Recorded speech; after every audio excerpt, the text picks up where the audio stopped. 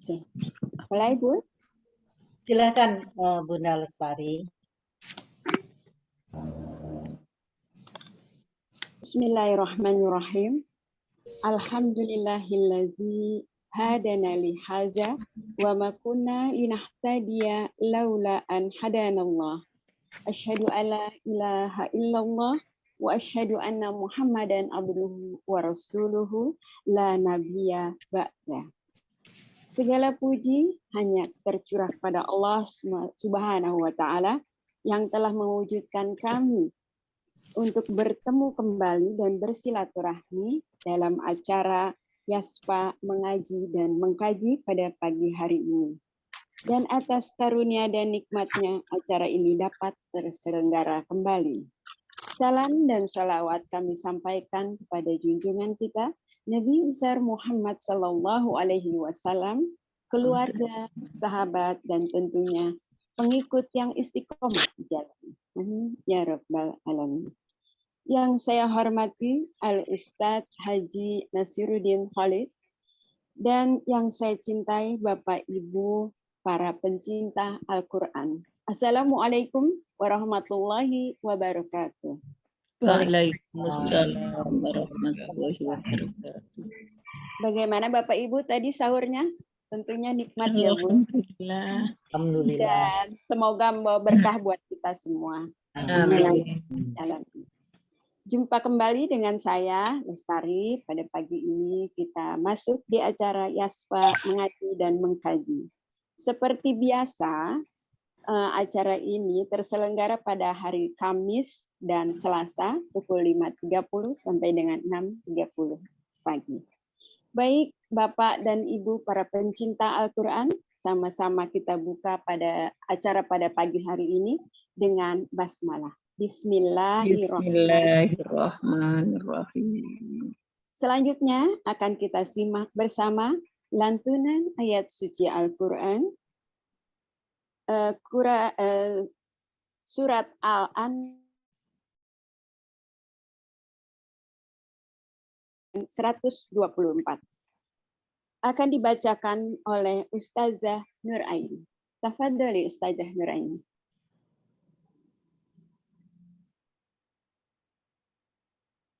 Terima kasih Bunda Lestari. Assalamualaikum warahmatullahi wabarakatuh. Waalaikumsalam warahmatullahi wabarakatuh. Alhamdulillahirabbil alamin. Wassalatu wassalamu ala sayyidina Muhammadin wa ala alihi wa sahbihi ajmain. Baik, alhamdulillah para jamaah semua Yaspa mengaji dan mengkaji. Alhamdulillah guru kita telah hadir di tengah-tengah kita.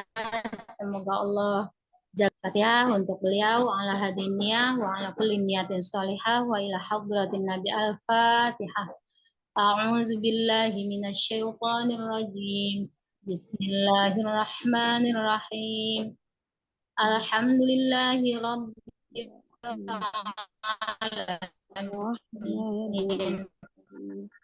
Ar-Rahmanir-Rahim wa iyyaka nasta'in ihdinas siratal ladzina an'amta 'alaihim ghairil maghdubi 'alaihim waladdallin. Amin. Amin amin ya rabbal alamin. Baik, sekarang kita buka surat Al-An'am. Mari kita baca bersama-sama. Dimulai dari ayat 119 insya Allah sampai 124. A'udzu billahi minasy syaithanir rajim. Bismillahirrahmanirrahim. وَمَا لَكُمْ أَلَّا تَأْكُلُوا مِمَّا ذُكِرَ اسْمُ اللَّهِ عَلَيْهِ وَقَدْ فَصَّلَ لَكُم مَّا حَرَّمَ عَلَيْكُمْ إِلَّا مَا اضْطُرِرْتُمْ إِلَيْهِ وإن كثيرا ليضلون بأهوائهم بغير علم إن ربك هو أعلم بالمعتدين وذروا ظاهر الإثم وباطنه إن الذين يكسبون الإثم سيجزون بما كانوا يقترفون ولا تأكلوا مما لم يذكر اسم الله عليه وإنه لفسق وإن الشياطين ليوحون إلى أوليائهم ليجادلوكم وإن أطعتموهم إنكم لمشركون أومن كان ميتا فأحييناه وجعلنا له نورا يمشي به في الناس كمن مثله في الظلمات ليس بخارج منها كذلك زين للكافرين ما كانوا يعملون وكذلك جعلنا في كل قرية أكابر مجرميها ليمكروا فيها وما يمكرون إلا بأنفسهم وما يشعرون وإذا جاءتهم آية قالوا لن نؤمن حتى نؤتى مثل ما أوتي رسل الله أعلم حيث يجعل رسالته سيصيب الذين أجرموا وعذاب شديد بما كانوا يمكرون اللهم ارحمنا بالقرآن واجعله لنا إماما وهدى ورحمة اللهم ذكرنا منه ما نسينا وعلمنا منه ما جهلنا وارزقنا تلاوته آناء الليل وآخر واجعله لنا حجة يا رب العالمين. Baik, terima kasih Bunda Lestari. Assalamualaikum warahmatullahi wabarakatuh. Waalaikumsalam warahmatullahi wabarakatuh. Terima kasih Ibu Ustazah Nuraini yang pagi ini telah membawakan lantunan ayat suci Al-Quran, surat Al-An'am ayat 119 sampai dengan 124. Semoga membawa keberkahan bukan hanya yang membaca, tetapi kita juga yang menyimaknya dengan baik. Amin ya rabbal alamin. Baik Bapak Ibu para pencinta Al-Quran, selanjutnya kita akan ikuti tadabbur Al-Quran surat Al-An'am ayat 119 sampai dengan 124 yang pada pagi hari ini akan disampaikan oleh Al-Ustadz Nasiruddin Khalid. Tafadhol Ustadz. Bismillahirrahmanirrahim. Assalamualaikum warahmatullahi wabarakatuh. Waalaikumsalam warahmatullahi wabarakatuh. Alhamdulillahilladzi anzalal Qur'an hudan lin-nasi wa bayyinatin minal huda wal furqan. Asyhadu an la ilaha illallah wa la syarika lahu wa asyhadu anna sayyidina Muhammadan abduhu wa rasuluh. Shalawatullahi wa salamuhu ala khairi khalqih nabiyyina Muhammad ibn Abdih wa ala alihi wa ashabihi wa sallama tasliman katsira. Subhanaka la ilma lana illa ma 'allamtana innaka antal alimul hakim. Wa tub 'alaina ya maulana innaka antat tawwabur rahim wa 'allimna min ladunka 'ilman nafi'a ya dzal jalali wal ikram. As-sada wa sayyidat, jamaah para pencinta Al-Qur'an yang dimuliakan Allah. Syukur kehadirat Allah SWT. Alhamdulillah di pagi hari ini kajian Yashfa mengaji dan mengkaji, insyaallah kita akan mulai dalam beberapa pekan ke depan selama bulan Ramadan di tahun 1444 Hijriah ini. Semoga pertemuan kita, silaturahim virtual kita, majlis kita senantiasa mendapatkan ridha Allah SWT. Dan semoga Allah jadikan ini sebagai catatan, sebagai bukti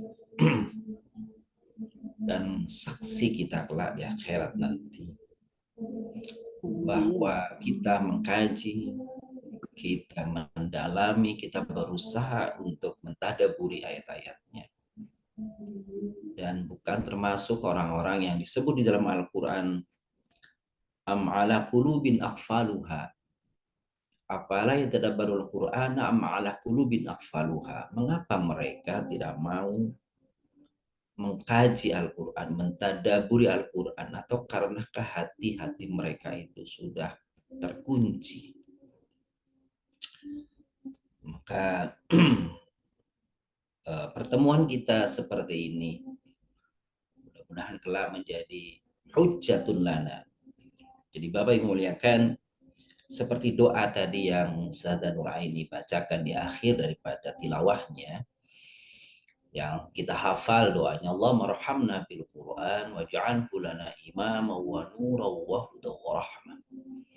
Allahumma dzakkirna minhu ma nasina wa 'allimna minhu ma jahilna warzuqna tilawatahu ana al-lail wa atrafan nahar. Lalu kemudian di akhir paragraf itu berbunyi waj'alhu lana hujjatan ya rabbal alamin. Al-Quran itu ada dua kemungkinan bagi orang-orang. Pertama, hujjatan lana wa hujjatan alaina.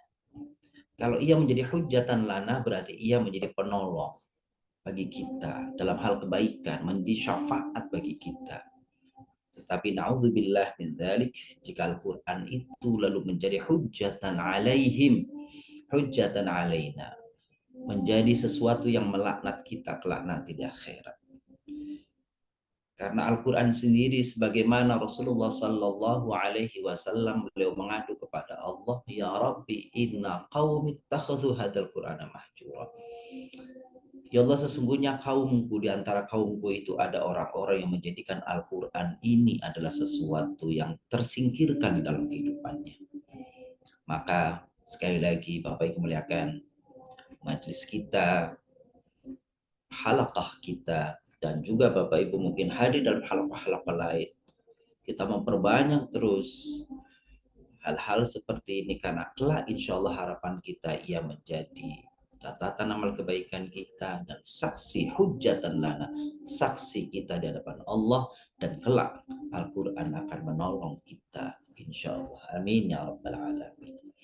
Bapak Ibu yang muliakan, alhamdulillah, puji syukur kehadirat Allah bahwa kegiatan Yashfa mengaji dan mengkaji di Ramadan tahun 1444 Hijriah ini, barangkali di antara Bapak Ibu ada yang sudah menjadi saksi sejak awal kegiatan Yashfa mengaji dan mengkaji, sejak awal kali COVID melanda kita, kalau tidak salah di tahun 2020 atau bahkan kurang daripada itu, kegiatan Yashfa mengaji dan mengkaji sudah hadir di tengah-tengah Bapak Ibu semuanya. Dan alhamdulillah kita sudah, meskipun ayat yang kita bahas adalah baru sampai surah Al-An'am, yang hari ini kita mencapai pada surah Al-An'am ayat 119 sampai dengan 124. Itu kami berterima kasih kepada tim manajemen, Bunda Tati, Bunda Kinan, dan seluruh yang bertugas pada hari ini, Bu Siti Lestari, Bu Nuraini, dan Bapak Ibu sekalian. Mudah-mudahan kita semuanya mendapatkan rahmat barakah Allah SWT. Amin ya rabbal alamin. Kita mulai pada ayat-ayat yang dibacakan oleh Al-Ustadzah Nuraini tadi, Bapak yang muliakan. Kalau saya mencoba menggambarkannya secara utuh terlebih dahulu, bahwa ayat-ayat yang kita baca kali ini menunjukkan keindahan di dalam Islam. Begitu luasnya Islam, begitu fleksibelnya Islam. Tidak seperti yang digambarkan oleh sebagian orang bahwa Islam itu frigid, Islam itu kaku, Islam itu freeze gitu ya, tidak lentur. Saya kira tidak demikian.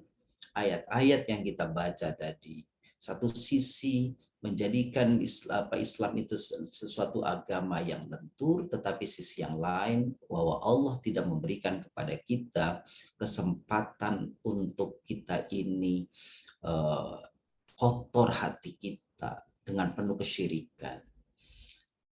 Bapak Ibu muliakan, pada ayat yang dibacakan di bagian pertama tadi, di ayat 119, A'udzubillahi minasyaitonirrajim. Wa ma lakum alla ta'kulu mimma dzukira smullahi 'alaihi wa qad fassala lakum ma harrama 'alaikum illa ma turirtum ilaihi wa inna katsiran la yudhilluna bi ahwaihim bighairi 'ilm. Inna rabbaka huwa a'lamu bil mu'tadin. Maka ada orang-orang yang menganggap bahwa jika sembelihan hewan itu tidak disebut nama Allah Subhanahu wa taala, itu mereka tidak mau memakannya. Memang dalam konteks ini para ulama membagi ada 3 kelompok dalam konteks bagaimana hukum dari makanan, maksud saya hewan yang disembelih oleh orang Muslim, lalu dia membaca atau melupakan atau sengaja tidak membaca. Maka dalam hal ini Bapak yang muliakan, ada 3 mazhab dalam ulama yang berpendapat hukum tentang memakan binatang atau hewan yang disembelih atau tidak disebut namanya, disembelih tapi tanpa disebut nama Allah SWT.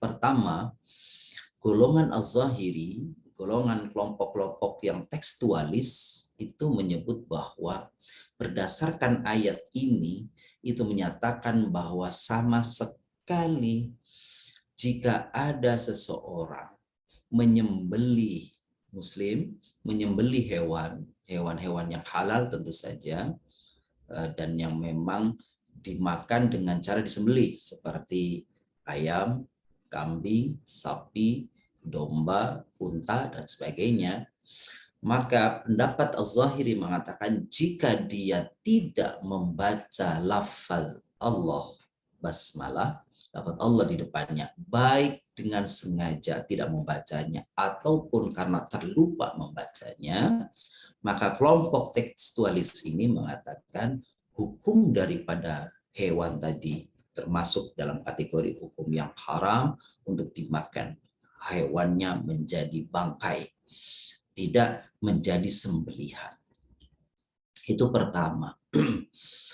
Pendapat yang kedua, pendapat yang dianut oleh mayoritas ulama, ada di dalamnya Al-Imam Syafi'i rahimahullah, Al-Imam Malik rahimahullah, Abu Hanifah, Ibnu Hanbal, yang menyatakan bahwa jika yang menyembelihnya itu seorang muslim,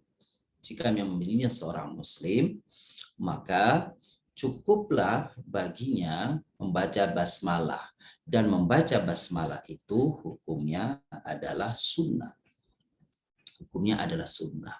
Seandainya seorang muslim yang menyembelih hewan tanpa menyebut basmalah sekalipun menurut pendapat ini, maka sesungguhnya hewan yang disembelihnya bukan menjadi bangkai. Karena sesungguhnya dalam diri seorang muslim itu ada lafaz-lafaz tauhid, sudah melekat, sudah melembaga dalam hatinya. Hanya saja perintah ini dibawa oleh mereka sebagai perintah sunnah, anjuran untuk menyembelih dengan membaca nama Allah.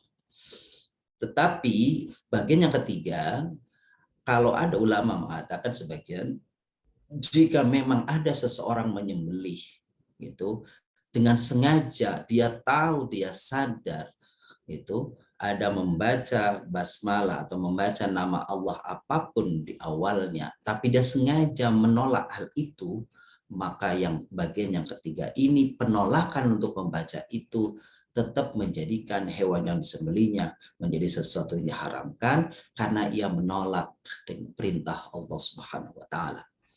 Seperti itu.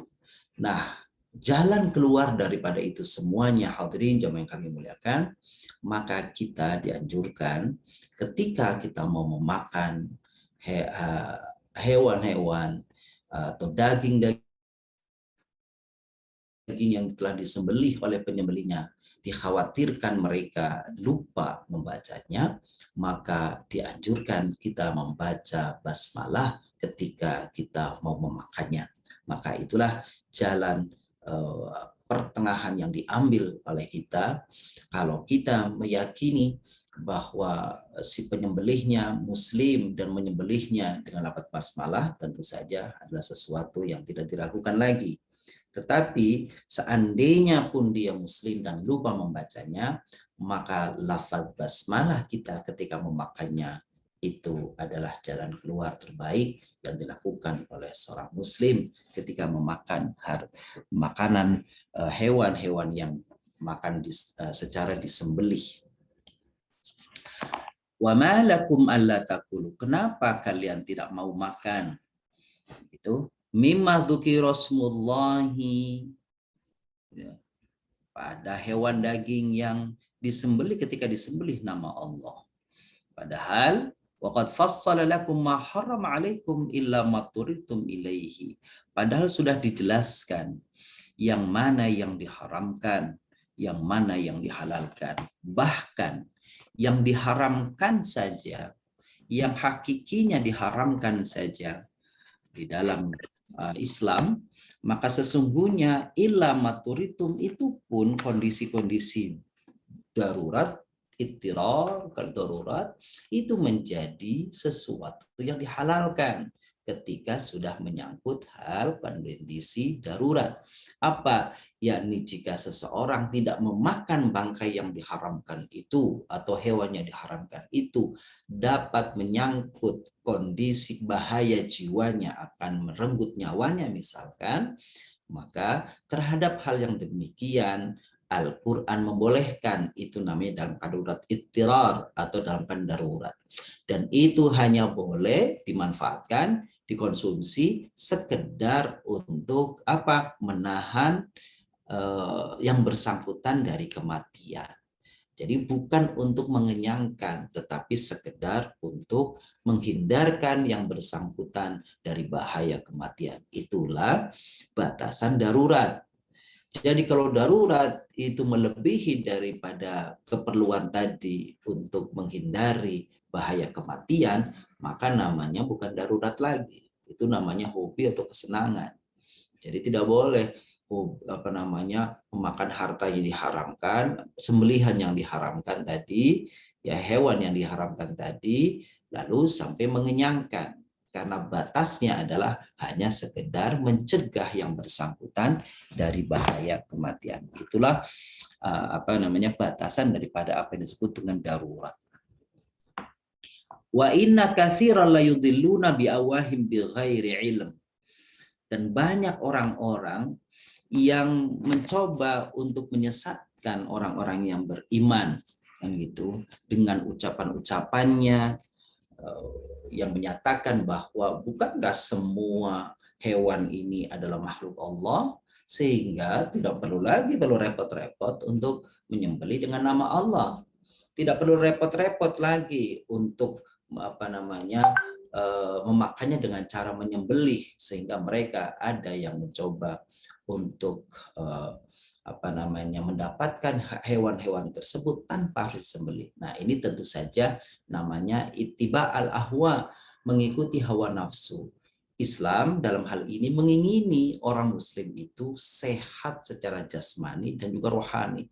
Rohaninya lurus, bersih dari apa? Dari kesyirikan, dari godaan setan dalam konteks penyembelihan.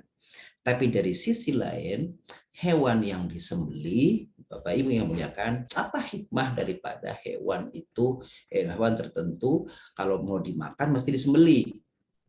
Karena sesungguhnya ketika penyembelihan itu, pertama bagi hewan itu sendiri merupakan jalan terbaik untuk segera hilangnya nyawa, tidak menyiksanya satu sisi. Itu maka dalam hal ini Rasulullah Shallallahu Alaihi Wasallam mengajari kita kalau menyembelih fa ahsinu dzibha, fa idza dzabhtum fa ahsinu dzibha. Rasul mengingatkan kepada orang-orang menyembelih, fa idza dzabhtum, kalau engkau menyembelih, hai bapak-bapak, maka sembelihlah, fa ahsinu dzibha, maka berbuat ihsanlah dalam menyembelih. Apa itu berbuat ihsan? Berbuat ihsan itu apa? Berbuat baik kepada hewan yang disembelihnya. Caranya apa? Caranya salah satunya adalah pisau atau golok sejenisnya yang akan digunakan untuk menyembelih pastikan harus tajam sehingga menyegerakan dapat menyembelih dengan sempurna. Seperti itu. Yang kedua, saluran yang mesti segera dihilangkan atau segera untuk diputuskan itu minimal dua. Pertama saluran nyawa, yang kedua saluran nafas ya. Saluran nafas maksud saya, yang kedua adalah saluran makanan. Ini dua-duanya. Maka para penyembelih harus memperhatikan dua ini minimal. Saluran nafas hewan yang dimaksud, yang mau disembelih, dan saluran makanan. Jika dua-duanya telah sempurna, maka itulah minimal daripada batas penyembelihan. Jika salah satunya ini tidak memenuhi, tidak terpotong, tidak tersembelih, maka bisa jadi hewan yang disembelih itu mati dalam keadaan menjadi bangkai. Dan kalau dia mati dalam keadaan menjadi bangkai, maka hukum memakan, mengkonsumsi hewan tersebut adalah diharamkan. Yang selanjutnya, apa hikmah penyembelihan hewan-hewan tadi? Bagi manusia ada jaminan keselamatan dari bahaya. Karena sesungguhnya ketika hewan itu disembelih, hewan yang disembelih tadi mengeluarkan darah, dan darah tadi itu sesungguhnya mengeluarkan berbagai penyakit. Sehingga ketika penyakit-penyakit tadi yang dikandung di dalam hewan tadi keluar dari tubuhnya, maka insya Allah ini akan memberikan jaminan kesehatan, kebaikan bagi orang-orang yang mengkonsumsinya. Bayangkan jika darah yang kotor itu tidak dikeluarkan, dibunuh dengan cara tertentu sehingga hewan tadi mati tanpa disembelih, tanpa mengeluarkan darahnya, maka sesungguhnya ada terkandung di dalam hewan tadi darah-darah kotor yang bahaya bagi kesehatan manusia. Itulah yang diingini Islam sesungguhnya adalah sehat secara rohaniyahnya, menaati perintah Allah, sehat secara jasmaniahnya. Bahkan sehat juga secara hubungan sosial, hubungan lingkungan dengan hewan. Hewan yang akan disembelihnya, dia tidak merasa tersakiti dalam waktu yang lama. Ambil cara yang tercepat bagi hewan tadi untuk segera dimatikan dengan cara-cara yang dibenarkan di dalam agama. Kita selanjutkan ayat 120, wa dzaru dhahiral itsmi wa batinah innal ladzina yaksibunal itsma sayuzzawna bima kanu yaqtarifun. Maka bagi yang muliakan, ayat ini sesungguhnya berbicara bisa makna khusus dan bisa makna luas, bisa makna yang umum. Wa dzaru dhahiral itsmi wa batinah, tinggalkan perbuatan dosa yang zahir maupun yang batin. Dalam konteks penyembelihan tadi apa yang dilarang maka tinggalkan, seperti itu. Tapi dalam artian yang luas maka Bapak yang muliakan, larangan ini adalah larangan berbuat dosa baik secara nyata maupun secara tersembunyi. Baik yang dilakukan secara terang-terangan maupun yang dilakukan secara sembunyi-sembunyi. Baik yang dilakukan oleh anggota tubuh kita ataupun yang dilakukan oleh hati kita. Yang dilakukan oleh hati itu bagian daripada batin. Dalam unsur dalam dari unsur manusia, hati kita. Jangan sampai mulut kita indah, perbuatan kita tampak indah, tetapi naudzubillah hatinya memendam kebusukan, keburukan. Maka seorang muslim indahnya adalah sehat jasmaniahnya, zahirnya, batinnya. Wadharu zahiral itsmi wa batinah. Tinggalkan perbuatan-perbuatan yang kau lakukan. Entah perbuatan dosa yang kau lakukan itu sifatnya adalah zahir maupun batin. Dalam keramaian, dalam kesunyian, dalam kebersamaan, dalam kesendirian, atau perbuatan dosa yang nyata, atau perbuatan dosa yang sembunyi-sembunyi, yang kau yang tahu, yang hanya tahu dirimu saja dalam hatimu dan Allah Subhanahu wa Ta'ala. Prinsipnya seorang muslim ingin Allah mengingini seorang muslim itu salihun, baik luarnya, baik pula dalamnya. Bapak yang muliakan, maka Ramadan yang seperti kita lakukan tahun ini dan tahun-tahun sebelumnya, maka sesungguhnya Ramadan itu juga sebagai madrasatu al-batin, madrasatu zahir, madrasah bagi zahir kita. Kita menahan tidak makan, tidak minum, dan tidak hal-hal yang bisa membatalkan. Tetapi juga madrasah yang namanya Ramadan ini juga melatih kita pada hal-hal batin kita. Dan ini sesungguhnya yang kadang-kadang kita terlewatkan, terlupakan. Apa? Bahwa urusan puasa ini imsak. Puasa itu kan imsak ya, menahan diri dari sesuatu yang membatalkan. Bukan hanya unsur madiyah, materi saja. Tapi kita juga mencoba terus memperbaiki nilai puasa kita dengan menjaga mata dari pandangan-pandangan yang dapat meningkatkan hawa nafsu kita. Telinga, mulut, hati kita. Dan ketika itu bisa kita lakukan, berarti kita mampu memuasakan batin kita. Bukan hanya zahir kita, semenjak terbitnya fajar hingga nanti tenggelamnya matahari di waktu maghrib kita berbuka. Tapi kita selingi, kita mampukan, kita kualitaskan puasa kita. Dengan cara apa? Dengan cara mampu memuasakan batin hati kita, panca indera kita. Dan dengan cara itu, puasa kita naik dari tidak sekedar puasa yang orang-orang sebut atau Al-Imam Al-Ghazali menyebutnya shaumul awam, puasanya orang-orang kebanyakan, kita naik ke derajat selanjutnya shaumul khawas, yaitu puasanya orang-orang yang khusus yang mampu memuasakan bukan saja lahiriahnya tapi juga unsur-unsur batiniahnya. Bapak yang muliakan, ayat selanjutnya, wala ta'kulu mimma lam yuzkar ismullahi alaihi wa innahu lafisq wa inna syayatina la yuhuna ila awliyaihim lijadilukum wa in ata'tumuhum innakum lamusyrikun. Dan janganlah kamu memakan dari apa, yakni daging hewan yang ketika disembelih tidak disebut nama Allah. Perbuatan itu benar-benar sesuatu kefasikan. Sesungguhnya setan-setan akan membisikkan kepada kawan-kawannya agar mereka membantah kamu. Dan jika kamu menuruti mereka, kamu tentu telah menjadi orang-orang musyrik.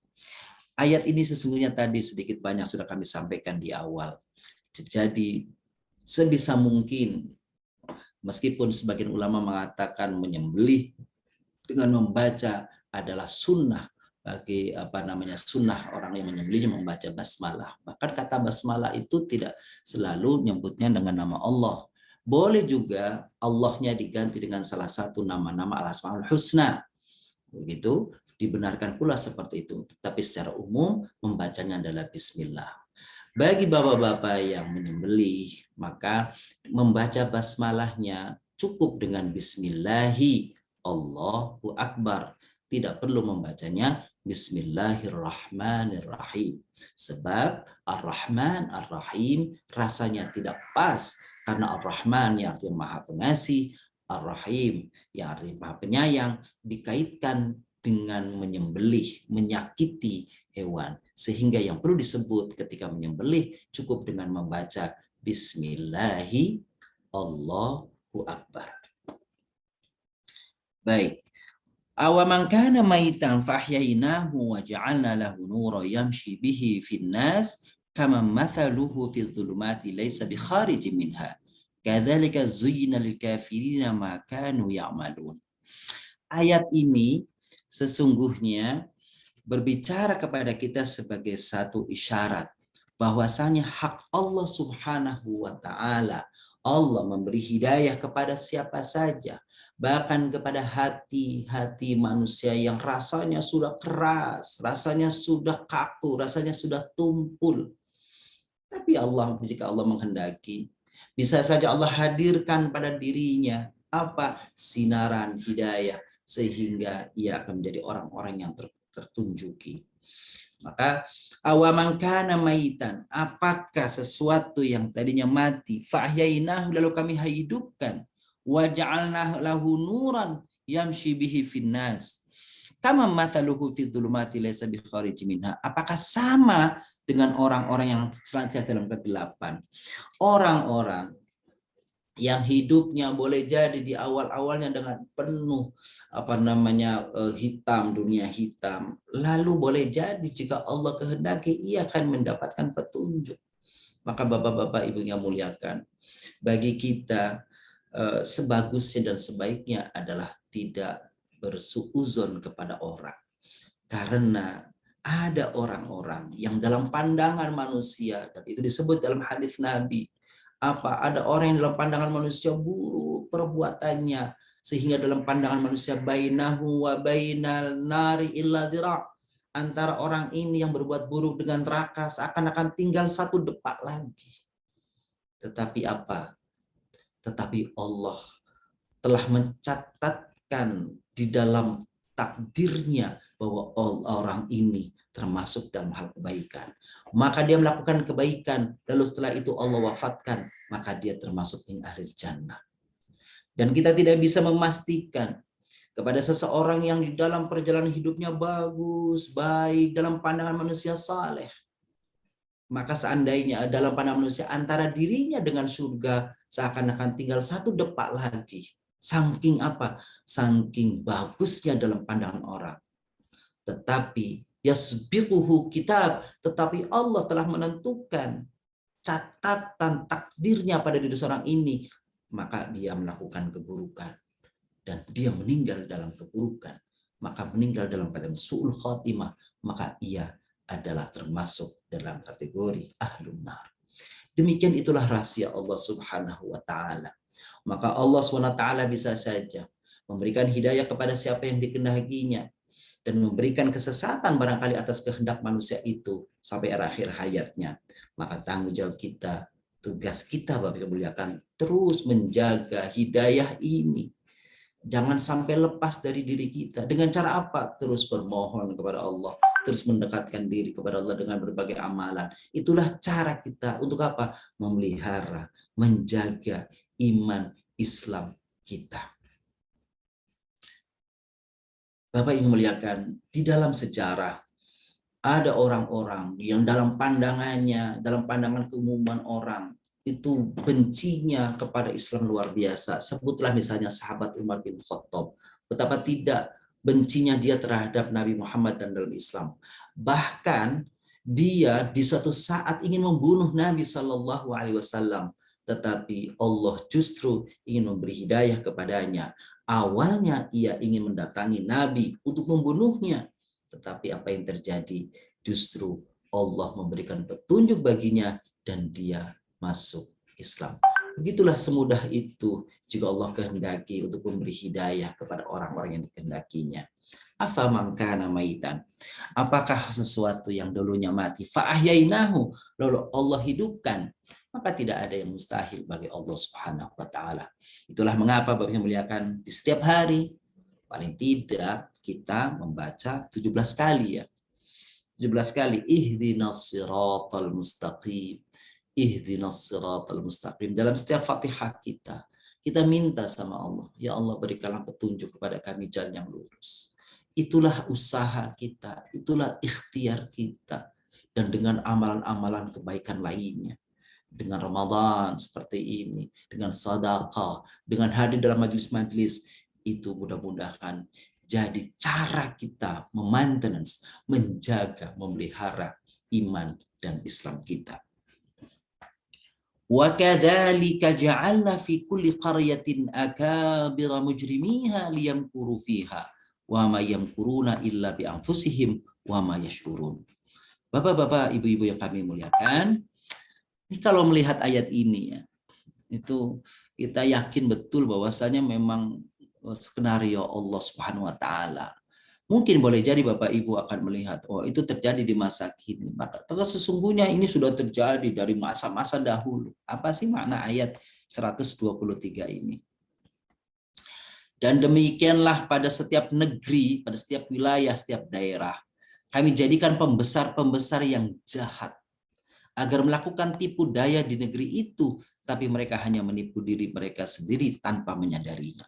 Memang ada di setiap masa, di setiap saat, para pembesar-pembesar yang justru dalam konteks tertentu merasa bahwa iya, padahal dia golongan daripada kita, tapi dia rasanya kok tidak berpihak pada kita. Dia menciderai kita, dia menyesalkan kita, dia justru menohok kita. Dia seakan-akan dia berada pada golongan orang lain, padahal dia sesungguhnya golongan kita. Seperti itu. Gitu ya. Selalu ada orang-orang yang seperti ini. Wa kadzalika ja'alna fi kulli qaryatin akabira mujrimin, para pembesar-pembesar yang dengan kemampuannya, kekuasaannya, hartanya sesuka-suka melakukan, membolak-balikan hukum, membolak-balikan kebenaran dengan apa yang dia milikinya, dengan harta yang dikuasainya, dengan kroni yang sudah dikokohkannya. Dia seakan-akan menguasai, di tangan semuanya dia. Memang seakan selalu ada. Di zaman Nabi Musa ada Fir'aun, ada Haman, kan gitu, ada Qarun. Terus begitu. Di zaman Nabi SAW ada Abu Jahal, Abu Lahab, Abu Sufyan, ada Al-Walid bin Mughirah. Dan seperti itu akan selalu berulang dan berulang. Seperti itu. Ya. Dan mereka disebut dalam Al-Quran itu apa? Liam kurufiha, rasa-rasanya mereka melakukan itu untuk memecundangi orang, untuk menyengsarakan orang, untuk membuat susah orang dengan kemampuannya, dengan kekuasaannya. Padahal Al-Quran mengatakan wa ma yamkuruna illa bi anfusihim wa ma yash'urun. Padahal apa yang mereka lakukan itu, keburukannya mereka lakukan itu ya, tipu daya mereka lakukan itu sesungguhnya akan kembali kepada mereka, dan mudah sekali bagi Allah untuk membuka borok-borok itu, keburukan-keburukan itu. Bukankah kedigdayaan Fir'aun yang rasa-rasanya tidak ada seorang pun yang mampu gitu ya menolaknya, kecuali Nabi Musa alaihissalam, ternyata mudah sekali ditenggelamkan, dimatikan oleh Allah. Jangan cara seperti itu. Ada orang-orang yang bangga dengan hartanya, dengan bangga dengan kekuasaannya. Mudah sekali Allah membuka boroknya, Allah membuka kejahatannya, tipu dayanya. Dengan hanya kejadian kecil terbuka semua. Itulah cara Allah.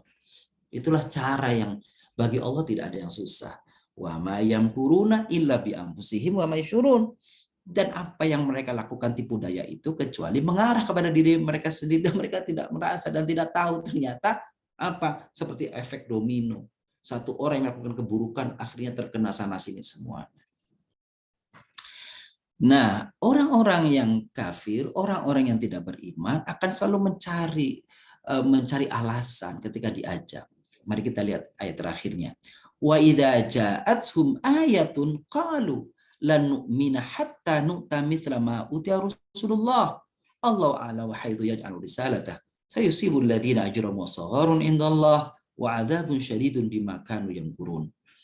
Dan apabila datang suatu ayat kepada mereka, mereka berkata, kami tidak akan percaya beriman sebelum diberikan kepada kami seperti yang telah diberikan kepada Rasul-Rasul Allah. Allah lebih mengetahui di mana dia menempatkan tugas kerasulannya.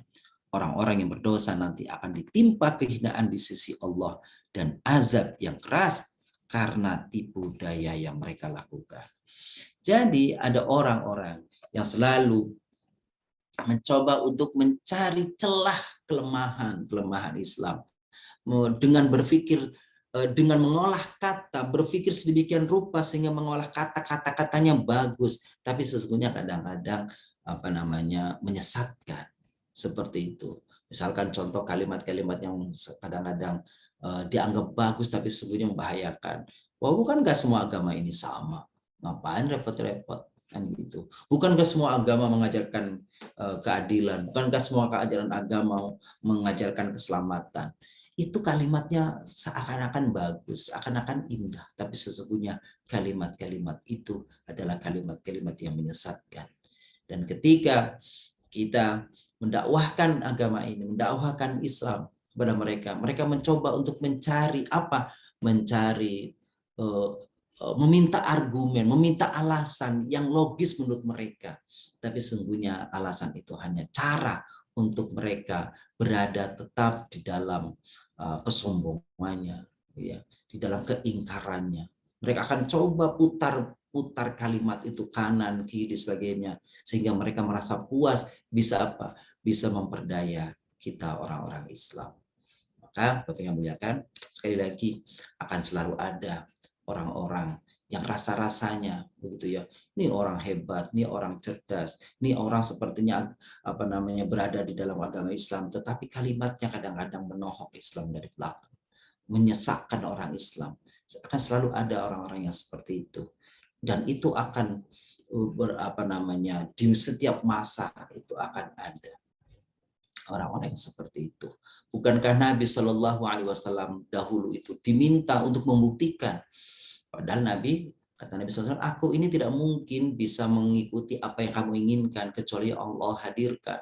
Mereka ingin seperti yang Nabi Musa dulu diminta untuk menghadirkan tongkat yang dapat ini dan itu, gitu. Mereka ingin Nabi Shallallahu Alaihi Wasallam memiliki kekayaan yang melimpah. Semua itu kata Nabi, aku tidak mungkin lakukan itu kecuali yang Allah kehendaki untuk diriku.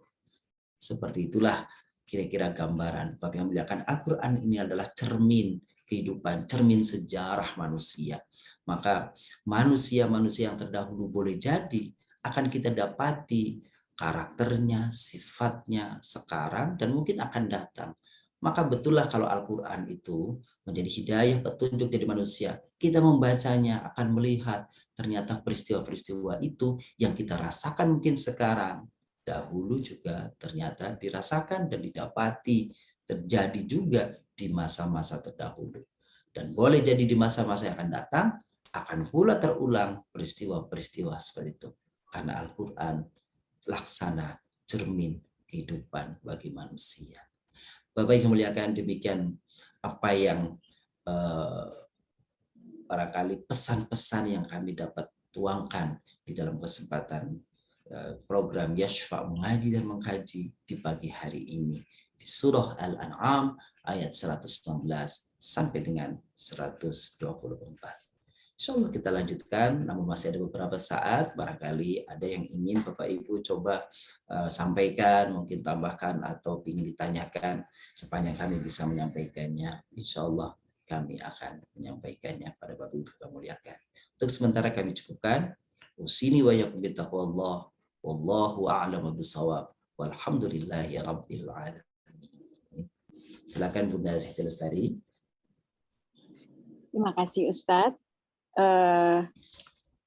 Cukup baik sekali, apalagi menjelang hari raya ya Ustadz ya. Memang kita harus berhati-hati untuk membeli memberi ayam-ayam yang sudah dipotong di pasaran. Buat ibu-ibu nih terutama ya, menjelang hari raya Idul Fitri. Baik, Ustadz barangkali ada beberapa pengumuman dari Yaspa, silahkan. Tidak ada yang khusus, sepertinya sih belum ada yang khusus pengumuman untuk Bapak Ibu muliakan. Kecuali kajian kita hari apa nih Bunda Tati? Kajian Yasfa mengaji dalam kaji ini? Hari Selasa dan Kamis, Ustaz. Selasa dan Kamis ya, insya Allah. Jadi ini meskipun ini baru mulai hari ini ya, hari Kamis ini nih, hari Selasa nih ya, hari Selasa ya. Selasa, insya Allah nanti Kamis. Terus Selasa dan Kamis pagi seperti ini, mudah-mudahan seperti itu. Baik, ada yang silakan. Berarti apa yang Ustadz katakan tadi tuh sesuai dengan keadaan sekarang ya, seperti yang dulu jadi ya, sekarang kembali lagi sepertinya ya Ustadz ya, maaf. Iya, begitulah roda zaman ya. Berjalan iya. Betul. Iya, mudah-mudahan. Di Allah SWT dalam Al-Quran mengatakan watilkal ayyam nudawiluha bainan nas. Dan hari-hari itu kami pertukarkan, kami pergilirkan antara manusia. Jadi betul apa yang terjadi di masa dahulu boleh jadi kita temukan, kita rasakan di masa sekarang. Dan nanti juga mungkin akan terjadi lagi. Bagaikan roda kehidupan yang berputar, seperti itulah terus berulang dan berlanjut. Tokohnya boleh berbeda, waktunya boleh berbeda, kan gitu, tetapi karakternya, sifatnya, perilakunya boleh jadi tidak jauh seperti mereka-mereka yang terdahulu. Begitu, Bu. Terima kasih Ustadz, pencerahannya, tausiahnya bagus. Alhamdulillah bermanfaat buat kita semua. Kalau dia potong-potong ayam, potong apa, kita harus hati-hati Ustaz ya. Oh ya, yang diingat potong ayamnya ya. Iya. Semuanya Ustaz. Udah aja Febri, monggo. Assalamualaikum Ustaz. Waalaikumsalam warahmatullahi wabarakatuh. Silakan. Terima kasih Ustaz. Alhamdulillah saya terkesan dengan ayat 119-nya Ustaz. Begitu bagusnya Islam mengajarkan kita cara bagaimana kita mau makan daging hewan sampai cara memotongnya. Cuma tadi saya kurang jelas Ustadz tentang membaca basmalah itu. Sementara kita kan tahu basmalah Bismillahirrahmanirrahim. Sementara tadi Ustadz bilang kita membacanya Bismillahirrahmanirrahim. Nah, apakah ini tuntunan di Al-Quran kan memang tidak dijelaskan. Apakah ini memang ada tuntunan hadisnya cara membacanya bukan Bismillahirrahmanirrahim tapi Bismillahirrahmanirrahim itu Ustaz. Tadi saya kurang jelas, mohon dijelaskan kembali Ustaz. Terima kasih. Assalamualaikum warahmatullahi wabarakatuh. Waalaikumsalam warahmatullahi wabarakatuh. Makasih Bunda Haja Febri, dan saya kira ini mudah-mudahan juga menjadi pengetahuan bagi kita semua ya Bapak Ibu. Jadi dalam Al-Qur'annya begini. Wa ma lakum la ta'kulu mimma dzukirasmullah. Ya, mimma dzukirasmullah. Apa yang tidak disebut nama Allah. Jadi yang kalimatnya disebut nama Allah. Nah, kata menyebut nama Allah itu salah satunya adalah dengan kata bismillah. Lengkapnya Bismillahirrahmanirrahim. Tetapi tidak semua perbuatan itu ketika konteksnya tertentu itu mengucap basmalahnya lengkap seperti tadi pada semua keadaan.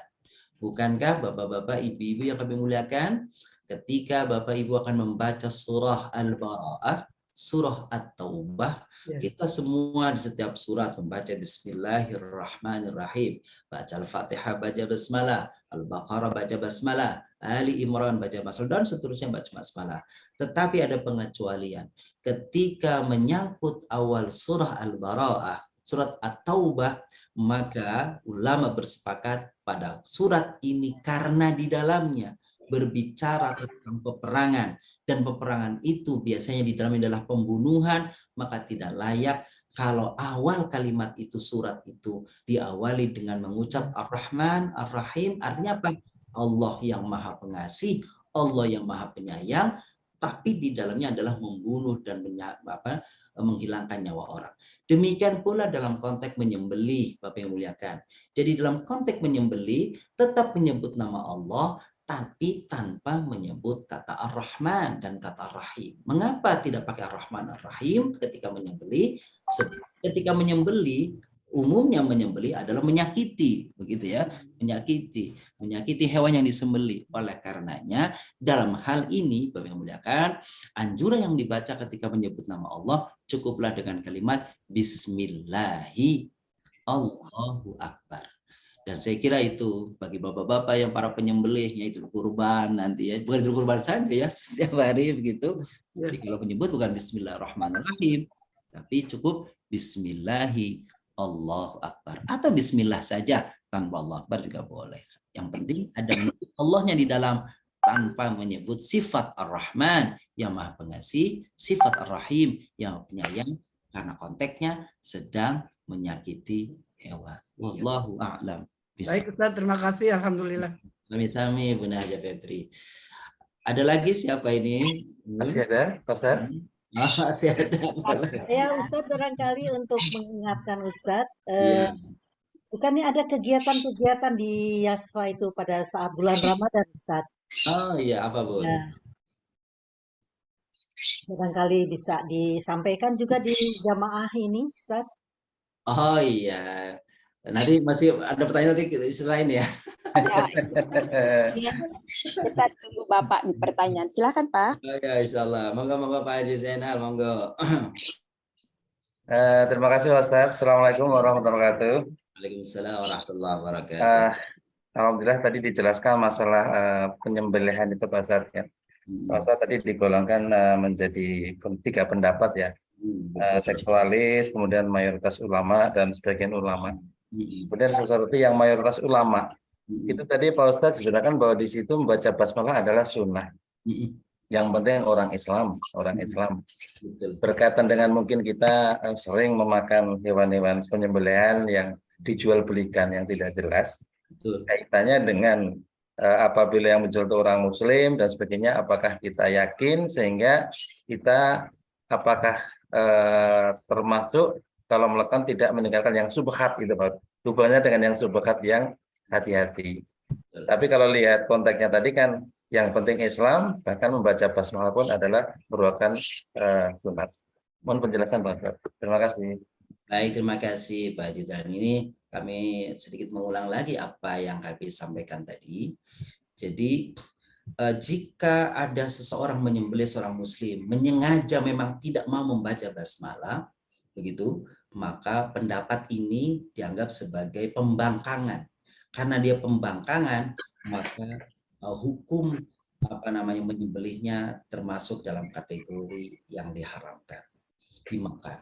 Tetapi jika seorang terlupa membacanya, seorang muslim mau nyembelih bisa membaca basmalah atau mungkin terlupa tapi tidak disengaja supaya tidak membacanya, maka hukum seperti ini kata ulama cukup boleh seperti ini dianggap sebagai sembelihan yang di dalamnya tetap membaca Bismillah karena yang menyembelihnya adalah orang muslim.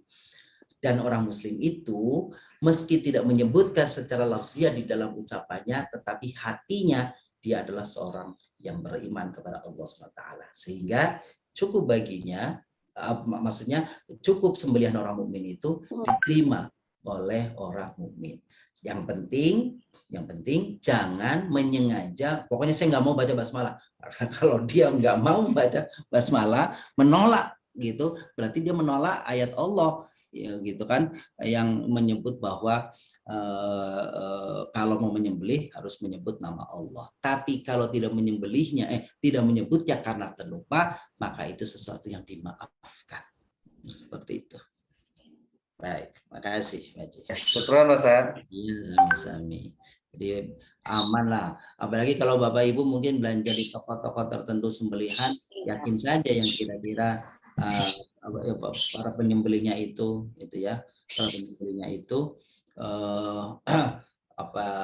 muslim ya. Oh iya, nih Bapak Ibu sedikit nih.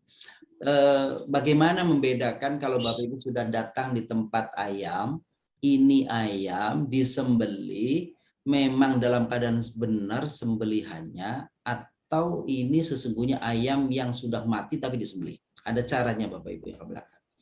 Pertama begini.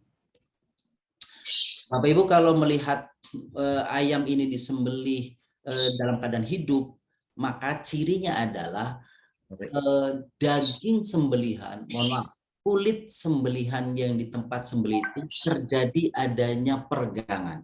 Artinya bahwa kulit itu tertarik gitu ya. Jadi kalau sudah dipotong itu kayak melebar. Itu pertanda bahwa ayam itu disembelih ketika dia hidup. Tapi kalau ada ayam yang disembelih daerah sembelihannya itu seperti tidak ada tarikan gitu ya. Dia terputus, dia terobek kulitnya, tetapi seperti tidak ada tarikan begitu karena ayam yang kalau disembelih dia akan mesti meronta. Maka para ahli mengatakan ayam yang dimaksud dia disembelih tetapi dalam keadaan telah mati, atau orang ibu-ibu nyebutnya tiren. Nah, gitu. Tiren. Jadi dia kelihatannya disembelih, tapi sembelihannya sesungguhnya hanya untuk formalitas. Kan itu formalitas. Cirinya apa? Itu. Jadi ibu lebih tahu sebenarnya ya, kan gitu ya. Itu lebih tahu ya. Jadi kalau kita datang ke tempat pemotongan ayam, pastikan lehernya itu tetap putus ya. Bukan putus dalam arti putus. Leher itu ada 2 yang putus. Leher nyawa, urat nyawa dan urat makan. Kalau dia cuma luka doang kulitnya, karena kadang-kadang karena membelinya saking banyak cuma luka doang. Terus kemudian urat leher, urat makanan dan urat nafasnya tidak putus, maka Bapak Ibu yang muliakan, sebaiknya jangan pilih ayam yang seperti ini. Karena boleh jadi ayam itu mati bukan karena sembelihan, tapi mati karena air panas atau mati karena mesin itu. Jadi ini bolehlah kita berhati-hati di dalam memberikan konsumsi kepada anak-anak kita. Carilah tempat-tempat pemotongan hewan yang kita percaya, yang yakin bahwa orang ini amanah di dalam menyembelih ayam tersebut. Ini ada Bu Tati, ada Bu Titi, mungkin ada sudah melambaikan tangannya, mau mundur atau nanya maksudnya. Mohon maaf Ustadz, ini barangkali waktunya sudah. Oh iya, waktunya sebentar. Satu aja Ustadz, saya mau tanya Ustadz. Oh, gitu ya, silakan itu. Maaf ya. Ya Bu, itu tentang itu Ustadz, kalau di pasar itu kan seperti ikan lele itu kan diketok kepalanya itu. Ya itu bagaimana Ustadz? Ya. Jadi carilah cara yang tercepat bagi hewan untuk mati. Gitu ya. Carilah bagaimana mematikan hewan paling cepat bagi dirinya. Jangan menyiksanya. Jangan menyiksa, itu saja. Jadi bisa diketok kepalanya. Terus kalau kepalanya diketok nggak tega, terus badannya aja dicincang padahal dia masih hidup, itu lebih menyengsarakan lagi. Gitu ya. Jadi nggak apa-apa gitu ya. Ya, jadi carilah cara yang paling cepat bagi hewan tertentu, itu caranya dia untuk supaya segera mati. Dan itulah yang dianjurkan di rumah. Terima kasih Ustadz. Iya, akhirnya ternyata iya ya. Waktu sudah menunjukkan lewat. Juga ya. Maaf, kita lanjut dengan doa aja Pak Ustadz. Afwan Ustadz, boleh satu dulu Ustadz? Silahkan Bunda. Afwan, saya off cam ya. Ini Ustadz, kalau lagi safar, terutama di negara non Muslim ya, misalnya di Eropa atau di Jepang, bahkan mungkin di negara kita sendiri di Bali itu banyak juga karena mereka non Muslim, kita nggak tahu bahwa yang disembelih itu apakah mengucapkan basmalah atau enggak. Sedangkan kita susah untuk mencari makanan yang yang bukan barang sembelihan yang itu gitu. Misalnya kan nggak mungkin juga kita hanya makan roti aja atau apa itu. Jadi kan misalnya harus makan ayam atau mungkin daging. Nah itu kalau seperti itu bagaimana Ustadz menyiasatinya? Apakah kita cukup dengan membaca Bismillah itu sudah cukup bahwa itu sudah halal begitu atau gimana? Ustadz. Ini Panduan bagi yang mau keluar negeri ya.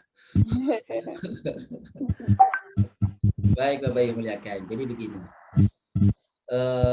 Ini perkara kelihatannya perkara ringan, tetapi saya kira beri pengalaman. Sebab apa yang dimakan itu sesungguhnya apa yang akan tumbuh di dalam tubuh kita. Jadi apa yang tumbuh di dalam tubuh kita sesuatu yang haram, maka Nabi mengatakan apa? Maka an-naru aulabi, maka neraka nanti lebih layak untuk menjadi santapannya. Na'udzubillah min dzalik. Oleh karena itu, Bapak muliakan, kalau kita berada dalam satu bepergian di tempat di mana kita yakini bahwa tempat itu bukanlah tempat umumnya orang-orang Muslim berada, maka pertama, kalau saran saya, pastikan carilah pertama kalau ada restoran yang memang menyediakan makanan yang halal, gitu ya. Karena sekarang trennya di dunia itu wisata-wisata menyediakan juga, meskipun negara-negara Eropa itu ada masakan-masakan yang halal, ada seperti itu. Kalau ternyata tidak ada, maka dalam hadis mengatakan innal halala bayyinun wa innal harama bayyinun wa bainahuma umurun mushtabihatun. Jadi antara yang halal itu jelas, yang haram itu jelas, antara kedua-duanya sesuatu yang tidak jelas keharaman dan kehalalannya, maka adalah mushtabihat, adalah syubhat. Maka faman taqi syubhat, maka siapa orang yang menghindari yang syubhat itu, maka sesungguhnya dia telah menjaga dirinya dari api neraka. Saya kira kita tidak mati kalau kita tidak makan sesuatu sembelihan yang tidak jelas karena suatu tempat yang memang bukan tempat orang Muslim di dalamnya. Maka Bapak yang muliakan, bolehlah kita kalau bepergian bekalilah sesuatu yang bisa menjaga kita dari bahaya kelaparan seperti tadi. Tapi itulah pilihan di dalam agama. Daripada kita berada pada sesuatu yang diharamkan, maka sebaiknya hindarkan saja seperti itu. Oleh karena itu jangan lama-lama perginya ke tempat itu ya. Gitu ya. Saya kira wallahu a'lam bishawab, demikian, dan mari Bapak Ibu muliakan kita akhiri dengan doa. Kami mengajak semuanya Bapak Ibu muliakan, mari kita tingkatkan kualitas iman takwa kita dan setelah kita beramal saleh, padahal kita bersedekah, termasuk bersedekah untuk saudara kita yang berpuasa di sekeliling kita, tetangga kita, di masjid di wilayah kita, dan juga Bapak Ibu sampaikan donasi dan sebagainya untuk anak-anak kami, anak-anak para penghafal Quran di Yashfa. Astaghfirullahaladzim, astaghfirullahaladzim, min kulli dhanbin azim. Allahumma shalli wa sallim wa barik ala sayyidina wa habibina syafiina karimina maulana Muhammad. Wassalamualaikum tabaraka wa ta'ala kullu sahabati rasul ajma'in walhamdulillahi rabbil alamin. Allahumma ighfir lana wa liwalidina warhamhum kama rabbawna shighara. Allahumma ij'alna min ahli al-Qur'an alladhina hum ahluka wa khassatuk. Allahumma ij'alna min alladhina yastami'una al-qawla fayattabi'una ahsana. Waj'alna wa auladana wa dhurriyyatana alladhina amanu ya arhamar rahimin. Taqabbal minna salatina wa siyamana wa qiyamana wa ruhana wa sujudana wa ta'abbudana wa kami taqsirana ya rabbal alamin. Allahumma innaka 'afuwwun karim tuhibbul 'afwa fa'fu 'anna ya karim. Atina fid dunya hasanah wa fil akhirati hasanatan wa qina adzabannar. Sallallahu ala nabiyyina Muhammadin nabiyyi wa ala alihi wa sahbihi wa baraka wasallam. Subhana rabbika rabbil izzati amma yasifun wa salamun alal mursalin. Alhamdulillahirabbil alamin. Terima kasih. Terima kasih Ustaz. Ustaz atas Assalamualaikum. Assalamualaikum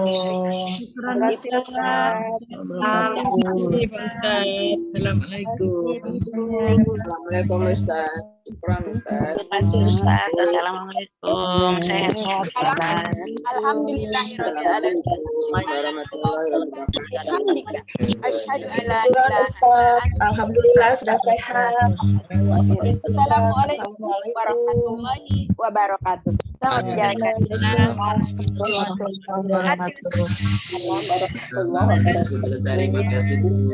kasih Ustaz. Waalaikumsalam.